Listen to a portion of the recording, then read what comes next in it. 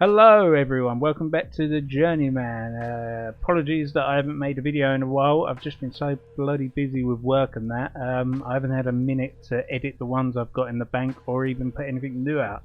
But today I'm doing this video for you. It's going to be something different. This is a video, as you know already from clicking on it, is around the Scream franchise. One of my favourite films of all time, one of my favourite franchises of all time. This is kind of a weird one. It's something I only just noticed or only just cottoned on to when watching it the other day. I'm not sure if it's a little nod or a little hint, but you know, especially if you watch the film a second time around after watching it for the first time and listen to this certain part of the film, it's something you're like, oh man, you know, it was right in front of us, or it was a little tidbit there telling us that Billy Loomis was the killer all along, or one of the killers. So at the beginning of the third act, Sidney and Tatum arrive at Stu's party, and there's a few little scenes, with Gal outside pulling up and talking to Kenny and that, but she then goes into the party with Dewey, and at this point in the film, in the party, you have Sidney, you have Tatum, you have Randy, you have Stu, and you have Gal and Dewey entering. But the only person missing here is Billy, because Sidney pretty much thinks he tried to kill her, which is not wrong. But then there's a song playing in the background, a song called "Drop Dead Gorgeous" by Republica. Now, if you listen to the lyrics of the chorus, which we'll go through now, it's pretty much saying, that it's Billy.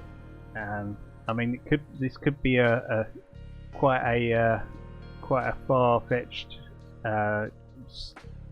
statement I'm giving here, but go through the lyrics and you can decide for yourself if this was unintentional or if it was intentional. But I just think it's a cool little find, if not. So we start off the first line in the chorus, "I know my ex-boyfriend lies." At this point in the film, Billy is Sidney's ex-boyfriend. She doesn't trust him. She thinks he's lying to her, and us, especially if you're watching this second time round, you know that Billy's a liar and it's her ex-boyfriend. The next line, "Oh, he does it every time." Basically, in this film, nothing that Billy has said up until this point has been the truth. So he's lied every single time, or every time, as per the lyrics. He first goes to meet her, or when he climbs through a window, he was saying he was just watching a movie on TV. Obviously he wasn't. He was at Casey's house murdering her. Then he's the whole, acting when they're sitting around the fountain discussing Katie's death. He almost shows some kind of like pity or remorse. He seems sad, but inside he's loving what they've done, him and Stu, because he's a psychopath. And he said to Sidney when she almost gets killed that it wasn't him that tried to kill her, but we all know that he is the killer. It's just his permanent disguise. He's not her loving boyfriend. He is a serial killer, and he's this personality of him being her boyfriend, him loving her and all of that is not the real him. The real him is the angry killer, because he's angry at Sidney for what her mum did by having an affair with his dad. So yeah, his permanent disguise is Billy Loomis. The real Billy Loomis is the serial killer. And then you've got the last line of the first part of the chorus. Yeah, but he's drop dead gorgeous. So he comes back to the party.